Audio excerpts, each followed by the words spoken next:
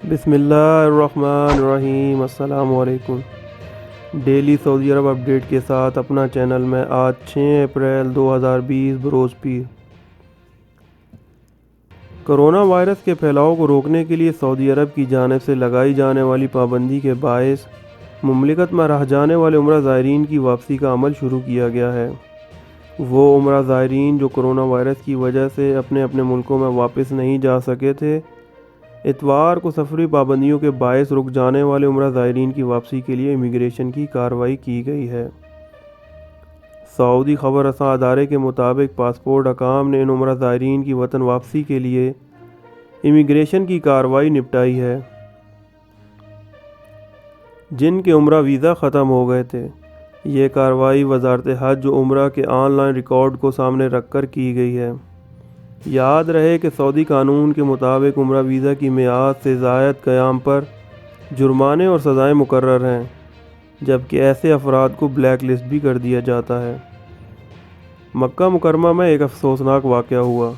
ایک خاتون جو کرفیو کی خلاف ورزی کرتے ہوئے سیکیورٹی اہلکاروں سے الجھ پڑی اور ویڈیو بھی بناتی رہی، جس پر اسے سیکیورٹی اہلکاروں نے جرمانہ عائد کیا، جس کے بعد اس لڑکی نے ایک ویڈیو سوشل میڈیا کے اوپر اپلوڈ کی۔ وائرل ہونے والی ویڈیو میں لڑکی نے زبان درازی اور بدتمیزی کی کوشش کی تھی، جس کے بعد اسے گرفتار کر لیا گیا۔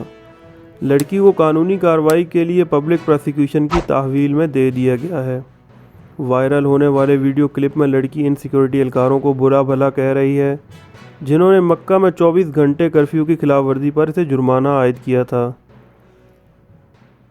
ویڈیو وائرل ہونے پر اور لوگوں کی جانب سے گرفتاری کے مطالبے پر لڑکی نے ایک اور ویڈیو کلپ سوشل میڈیا پہ جاری کیا، جس میں اس نے کرفیو کے دوران گھر سے باہر نکلنے کی وجہ بیان کرنے کی کوشش کی اور اپنے پہلے ویڈیو کلپ پر معذرت کی تھی۔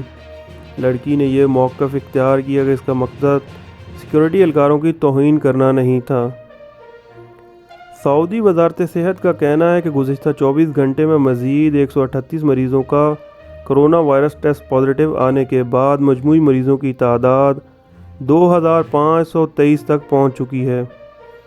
کرونا وائرس کے حوالے سے یومیہ بنیاد پر منعقد پریس کانفرنس میں اعلان کرتے ہوئے ترجمان وزارت صحت کا کہنا تھا، مجموعی طور پر اب تک 551 افراد صحت یاب ہو چکے ہیں۔ وزارت صحت کی جانب سے جاری اعداد و شمار میں کہا گیا کہ گزشتہ 24 گھنٹے کے دوران کرونا وائرس سے مزید 4 افراد ہلاک ہوئے ہیں، جس کے بعد ہلاکتوں کی مجموعی تعداد 38 ہو چکی ہے۔